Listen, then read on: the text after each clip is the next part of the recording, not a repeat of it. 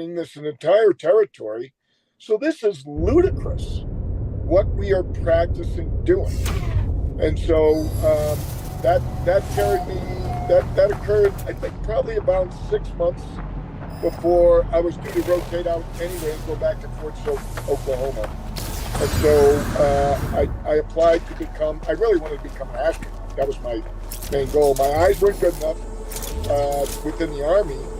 And I've got another story about that. But anyway, so I ended up applying to the Navy for an inter-service transfer and was accepted to my shot. I took a flight aptitude test, and I was just absolutely fortunate beyond words. Total luck that I got a maximum score on that. And so I landed the one NFO slot out of 14 for that fiscal year. And so I was going to the Navy.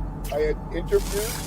I had baptized my youngest daughter in Pensacola Bay, interviewed with them, and I had my orders in hand. And then this lieutenant called me from the Navy Annex, and he informed me that they had to revoke those orders. That's very rare.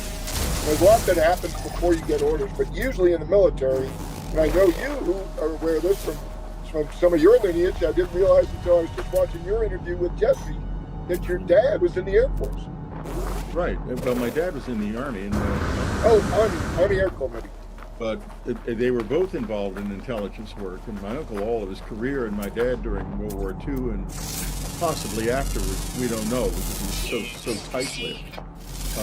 He taught us to keep secrets. He said, you gotta learn how to keep your lips zipped, because you don't want to thing out like most people do. You want to think about what you say before you say it. That he lived that, and we're going to take a little break now, folks. We'll be right back. Fourth Mind, Whitley Strieber's explosive new book. The first time alien anatomy, alien genetics, the alien brain, and the alien mind have ever been detailed publicly. Learn how they think.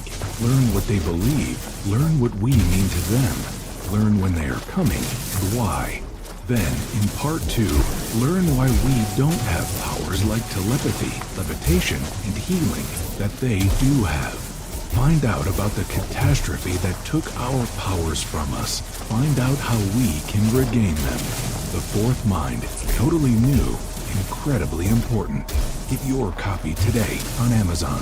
Available as a Kindle, hardcover, softcover, and an audiobook read by Whitley Strieber. This is Whitley Strieber. Listen to me now from June of 2010 talking to Alan Lammers about an incredible thing that happened to him on the island of Sulawesi in Indonesia. Here you are in South Sulawesi in the little town in the district of Sandu Batu. What happened? You were told something rather strange.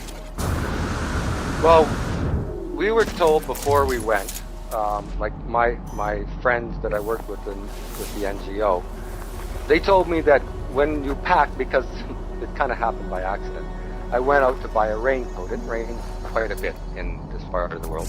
And so I went out and I bought a yellow raincoat. And my friend said, I'm sorry, you can't take that to Walla Walla. And I said, well, why not? Well, you can't wear that color. So anyways, so I thought, okay, well, what colors can I wear? They said, well, you can only wear black or white. You cannot wear any bright colors, no bright green, especially no yellow, and that's all you should bring. And I said, well, what would happen? And they said, well, people disappeared. You will find the rest of that story, and it is brain-bending, in the June 5th edition of Dreamland, June 5, 2010 edition of Dreamland in the UnknownCountry.com archive. This archive is one of the richest of its kind in the world, probably is the richest of its kind in the world, filled with extraordinary shows, of which this show is certainly one. This show with Alan Lammers. You will never have heard anything like it. It does what Dreamland is here to do. it opens your mind to the fact that we live inside a hidden reality that we prefer not to acknowledge, but not here. Here on UnknownCountry.com, we do acknowledge it. We live in it and we love it. Subscribe today. You can't go wrong. Go to UnknownCountry.com right now and get started.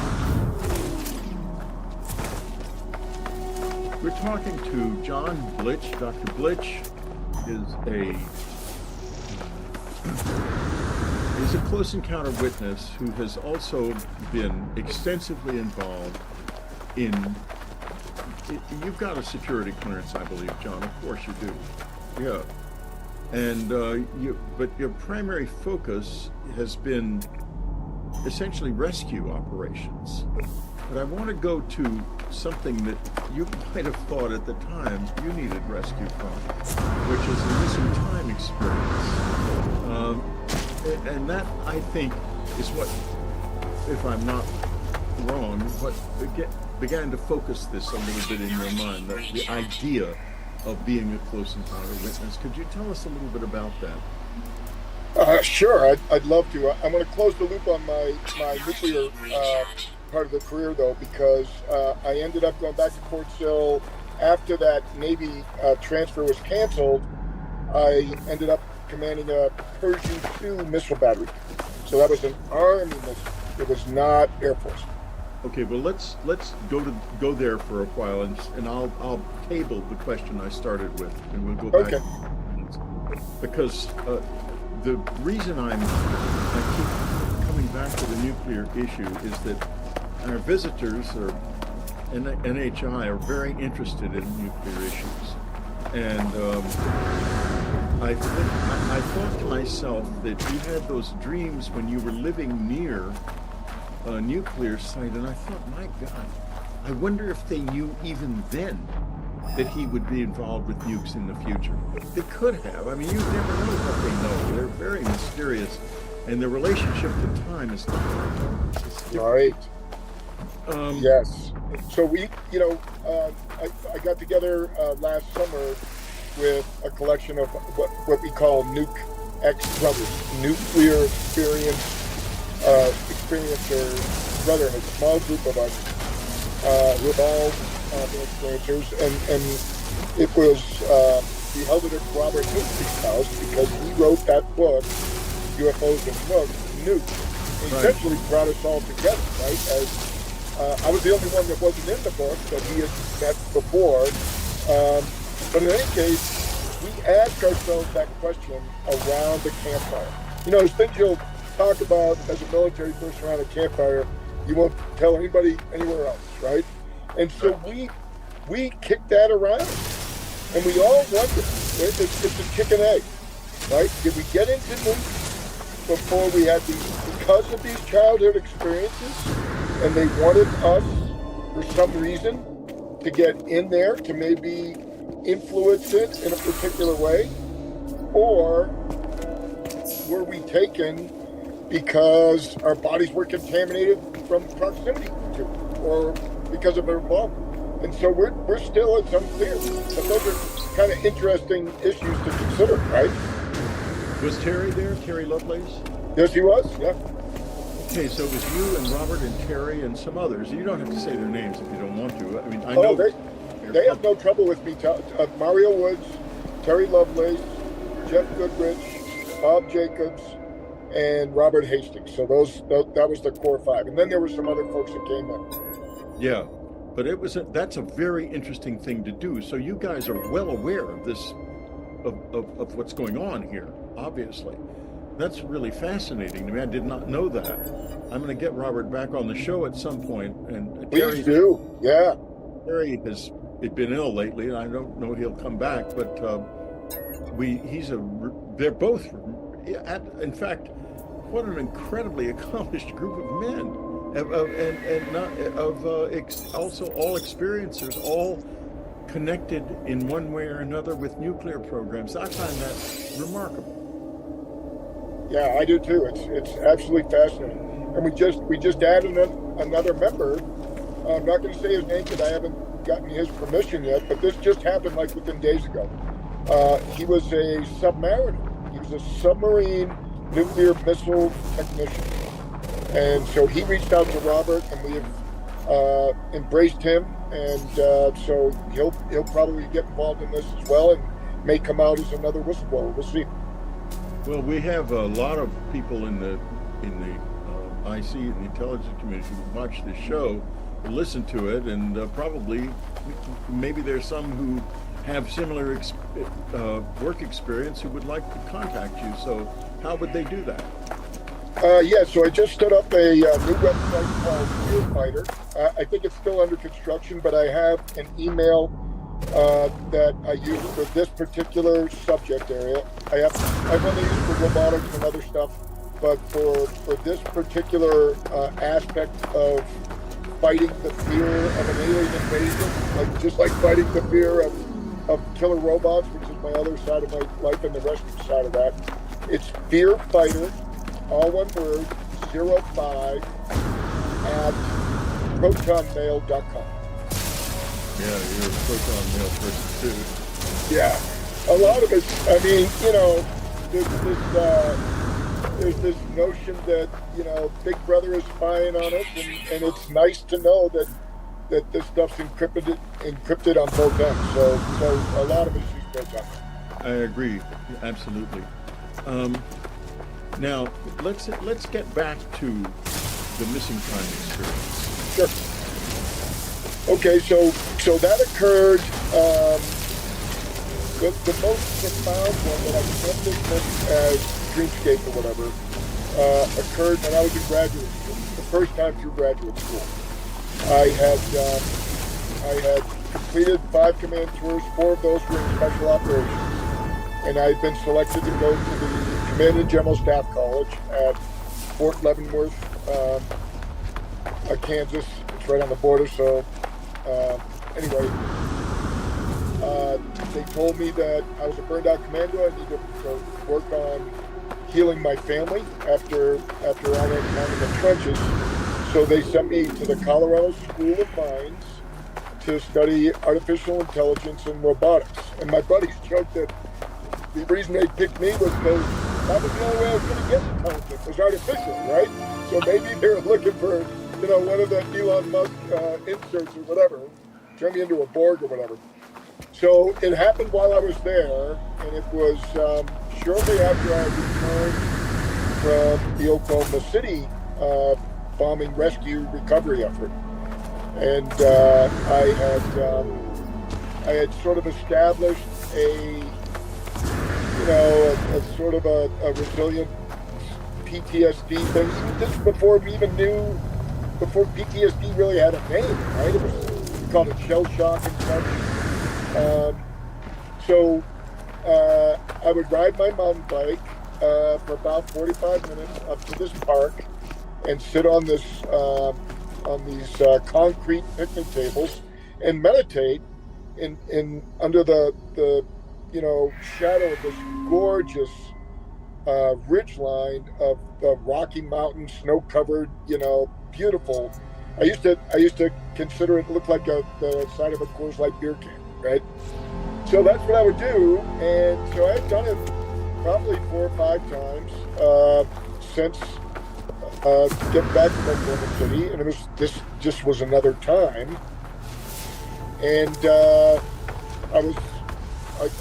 was a Indian burial ground that I had ridden by many times. I have apparently some Native American blood. My great-grandfather on my mom's side took a Sioux wife, and she had, told me some of that background, and I had always been very, very respectful of Native Americans. So it was extremely odd, kind of like, being afraid of deer, this anomalous behavior, that I was all of a sudden compelled, obsessed, that I had to get over this fence. There was a barbed wire fence and a gate, and I felt like I had to get over that gate, and to do what? I don't know.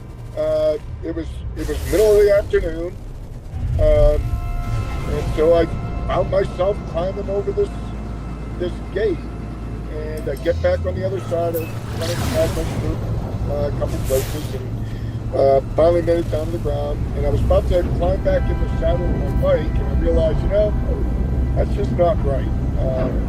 You need to be respectful while you're in here.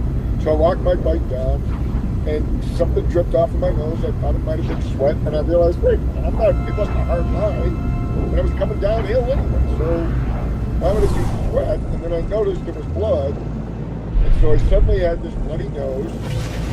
And so I walked a little bit further down this dirt road around the corner, and I laid out on this like little grassy area around this corner, and I was out. It was weird. It wasn't, like I wasn't tired. It was just a sudden misbehavior. Say that. Recognizing this moment. Yeah. I didn't recognize it at that point at all. And so I woke up shivering, and it couldn't have been. I'm analyzing this now after the fact.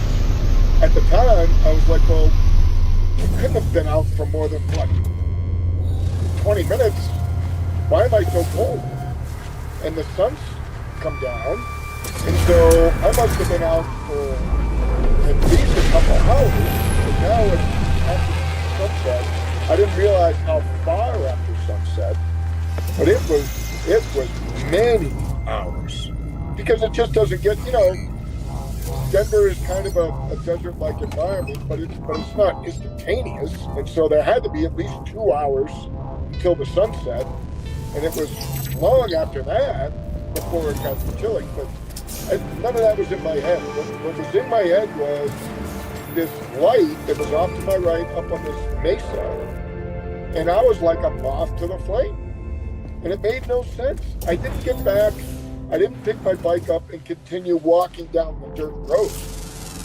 I got up and grabbed my bike and dragged it probably 60, 70 feet up this super steep embankment, almost flip-like, to get up to the top of this mesa, because there was this collection of bright lights up there. And I thought maybe it was a drilling operation, because, I'm at the Colorado School of Mines, right? Right. And so I had this curiosity, but it was beyond curiosity. I know what normal curiosity is like, and I am a pretty curious guy. But this was beyond that, because even if I was curious, I would have walked the bike around on this dirt road and try to find a different way up. It was a weird obsession of some sort.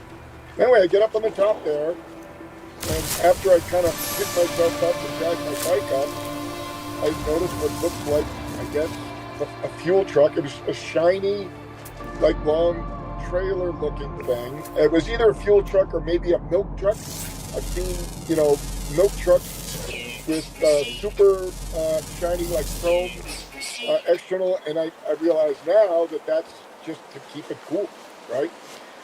Same with fuel, right? You don't want fuel to heat up either. Either way, I walked around to the front of this very gingerly. I was very apprehensive.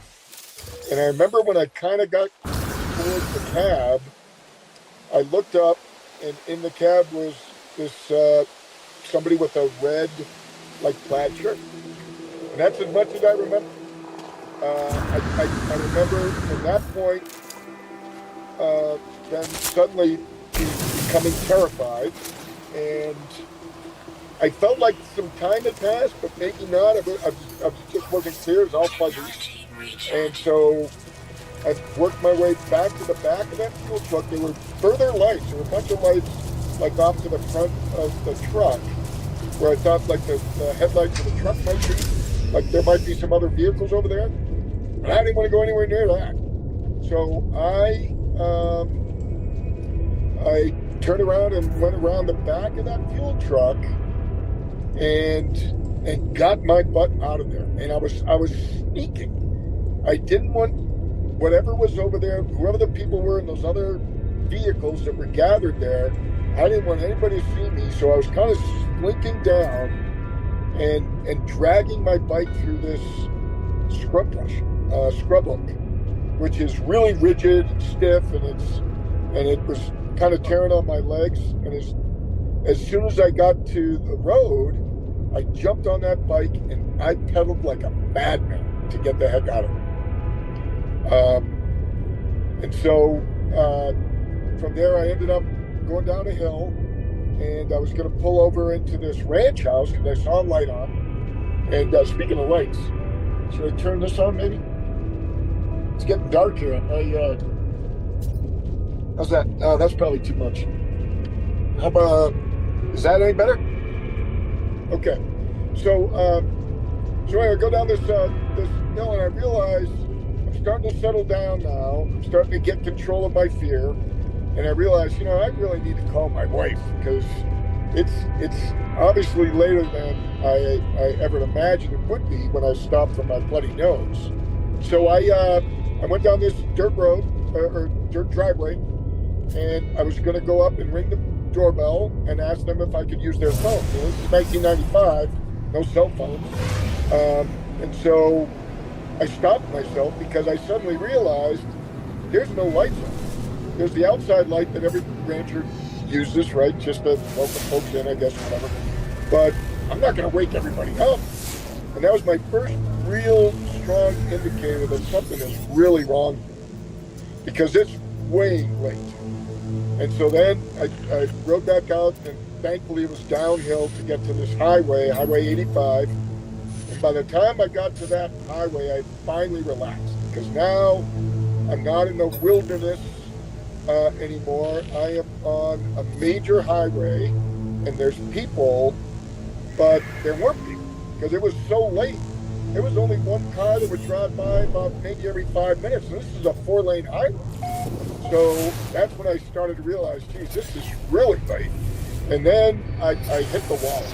I like bombed. I was exhausted. I felt like I'd run a marathon. So I'm riding my bike, doing the best I can just to keep it vertical.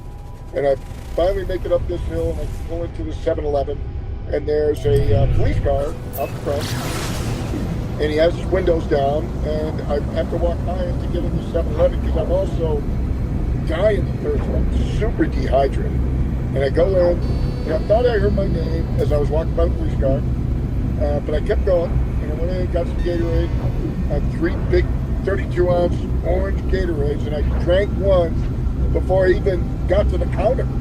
I put a 20 on the counter, and I think I just left. I didn't even get the change or whatever, I'm not sure. But I remember leaving with the other 2 Gatorades and going outside. I left my bike against the windows, and the cop gets out of the car and comes up and says, excuse me, sir, is your name John Blitz? And I said, yeah. And he said, okay, well, I just want to let you know your wife has called out a missing persons report. And what I'd like to do is just, I'm going to call in that I found you. And if you're up for it, I'd like to offer you a ride home. Now, usually, the athlete's ego is, there's no way I'm taking a ride home from you, dude, right? But what I really said was, thank God. So I did. And he drove me home, and that was it. That was that event. That was that missing time. I don't know what time I got home. I did go look, not immediately, not until last year. I didn't even think of looking for a police report. But I did go back last year, and they couldn't find anything. Highlands Ranch, which used to be just this tiny little, wasn't even a township. Now it's exploded, it's a city, and there's just too many police reports. They've purged everything, so I couldn't find it. You'd never find it now, no. Probably We're not. going to take another break. We'll be right back. The Fourth Mind, Whitley Strieber's explosive new book. The first time alien anatomy, alien genetics, the alien brain, and the alien mind have ever been detailed publicly. Learn how they think. Learn what they believe. Learn what we mean to them. Learn when they are coming and why.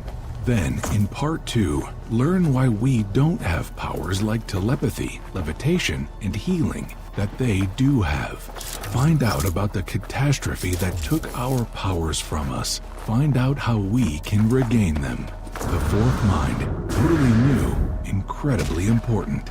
Get your copy today on Amazon. Available as a Kindle, hardcover, softcover, and an audiobook read by Whitley Strieber. Where is the unknown country? Is it out there in the stars? Or is it also somewhere else? Is it in us, in you? Unknown country, join us today. Go to unknowncountry.com right now and join us. Join the questions. Join the search. Join the adventure. Unknowncountry.com. There's no place like it in the world.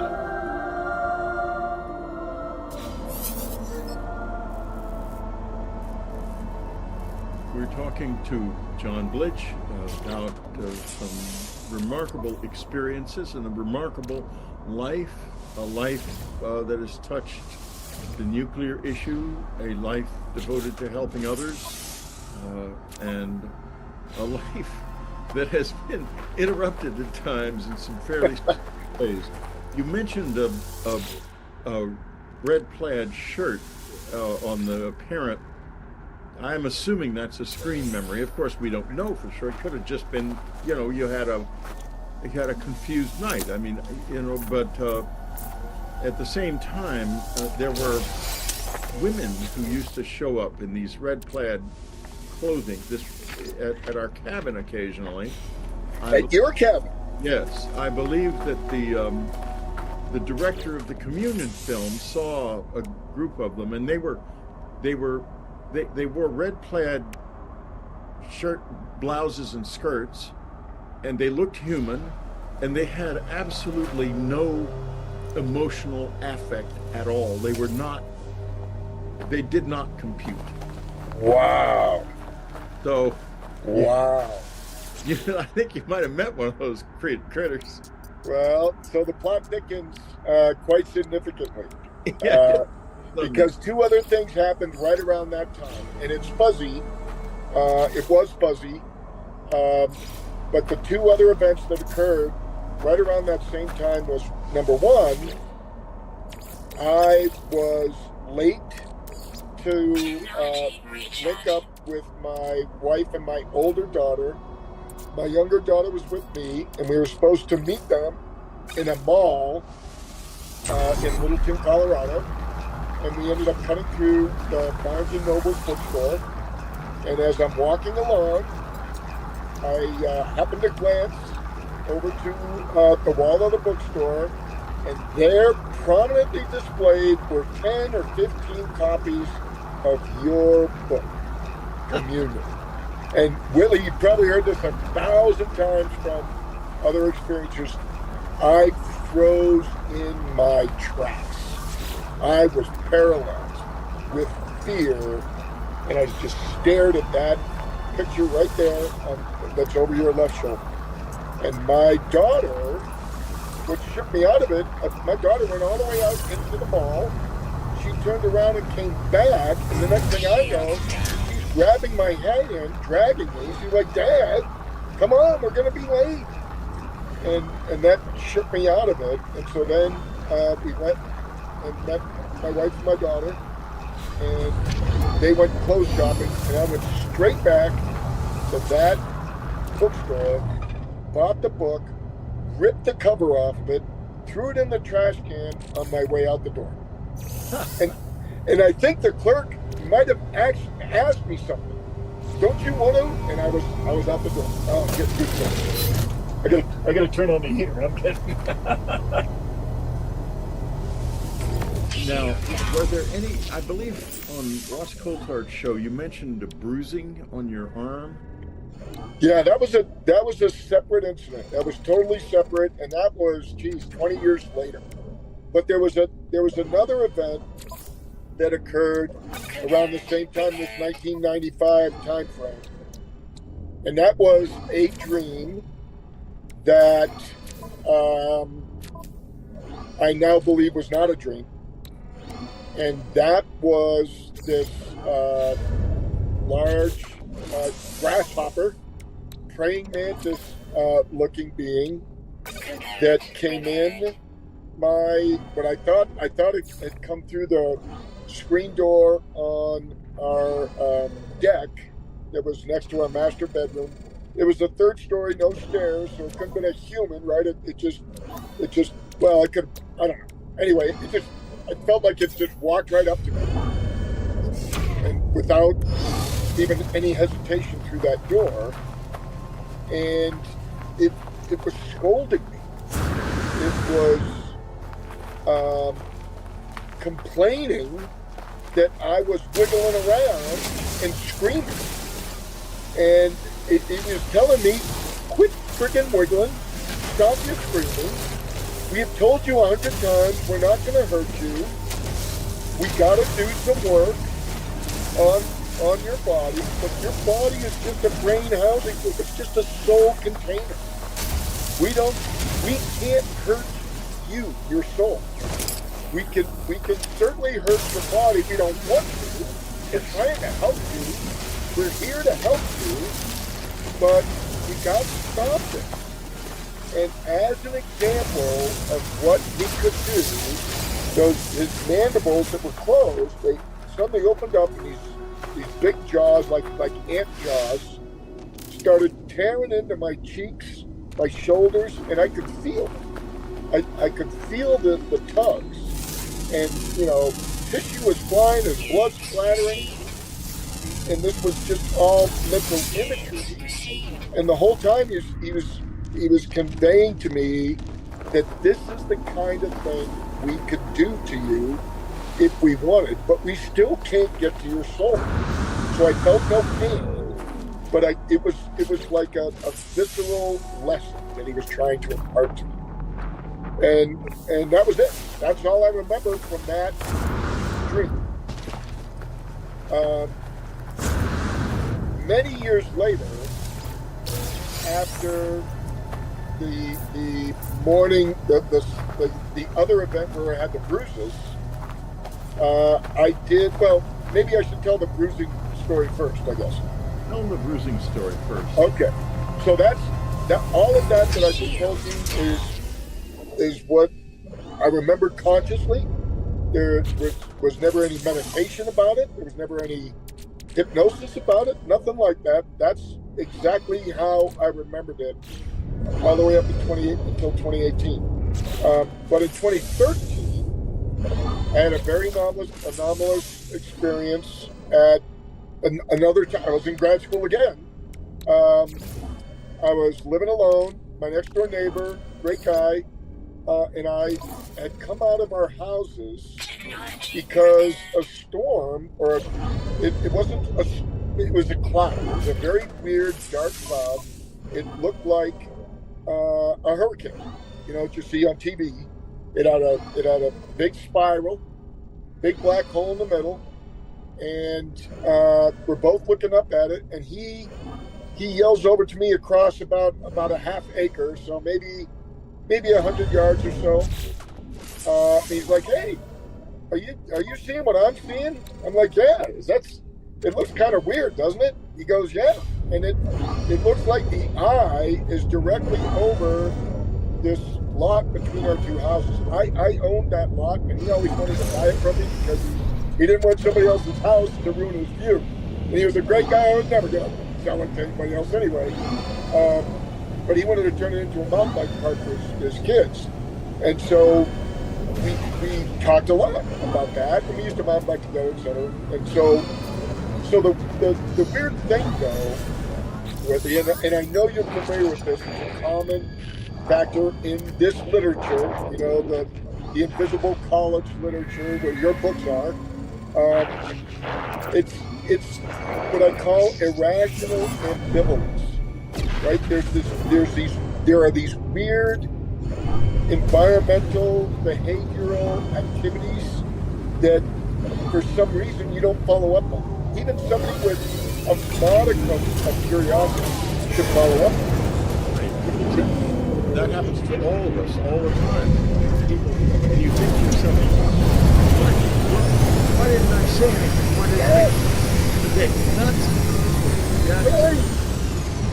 Yeah, I call it irrational ambivalence. And so the two of us, we just kind of instead of waiting for the rain to fall, I don't even think there was anything. I don't remember any rain. We just both went in our houses. We went back in our houses, and I remember shortly after that going into a procedure that I used to do as a kid, which is after those big black eyes, those horrific nightmares that I would have, I would go into like an OCD behavior, and I would go and make sure every single blind was absolutely closed. And the anomalous aspect of it is sometimes I would even go get Scotch tape and tape the curtains so that there wasn't any possibility that they could part, and so those eyes could look at me. It's just weird, right? And then you lock all the doors, you triple lock all the doors, typical OCD-like behavior. Yeah. And then I remember thinking, you know what? I know they're coming. I get that feeling, you know, there's a shiver down the back of my spine, and I'm like, oh God, here we go. Yeah. And now, and the difference between this, now about, I think I was around 50 years old, maybe a little older, and I had this feeling that, you know what, there's nothing I can do. And that's what's terrifying about it, right? And I know you know that. I know I'm preaching to the choir. You have to live with it. You got no choice. It's not going to Yeah. do it. Yeah. So I told myself, you know what? Never mind trying to hide a knife under your pillow, or in Terry Lovelace's case, he stole his dad's pistol and put his pistol up under his pillow. Well, listen, I was big time gunned up at the cabin. I had a Benelli riot gun. Yeah, wow. Wow. It's hardware. Here's an independent corroboration for you. My dad had like 10 guns. I had no idea. After he passed away, I inherited them all. And so he had a very similar sort of obsession with them, you know. And he rationalized it that there were bears where we would camp, and we were camping up in the White Mountains. We would camp right in that same exact area where Betty and Barney Hill lived, all the time. Every other weekend we were up there throughout my childhood. And so he would bring a pistol with him, a 44 Magnum, and he said it was for bears because, you know, there were some Girl Scouts that got attacked or whatever. But I always wondered whether or not it was for something else, and maybe it was this. But in any case, I went to bed. Go ahead, sir. No, go ahead. That's okay. In that area, I mean, that's an area where they see Bigfoot every once in a while too. Yes, it's certainly rational just to bring a gun to protect your family, right? Right. But why would you buy a new gun every like 3 years? You know, I don't know. It's just interesting. It's guarding behavior. Yeah. Oh, that's a great way to. Yeah. Guarding behavior. I did it too with my family. I mean, I used to sit outside my son's room with a shotgun in my hands and not know what I was doing. Yeah. That's a great term. I'm going to borrow that soundbite if you don't mind. I would quote you. Right. Go ahead, behavior. That's perfect. Absolutely right. So, in any case, so I convinced myself. Go ahead, sorry. Well, let's take another little break. Okay. We'll be right back. We're talking to John Blitch. It's a remarkable conversation. We'll be right back. Thank you for listening. Dreamland is brought to you by Unknown Country and its family of subscribers. Our news editor is Matthew Frizzell. Our site coordinator is Amy Safrankova. The founder of UnknownCountry.com is Ann Strieber. I am Whitley Strieber, your host for Dreamland.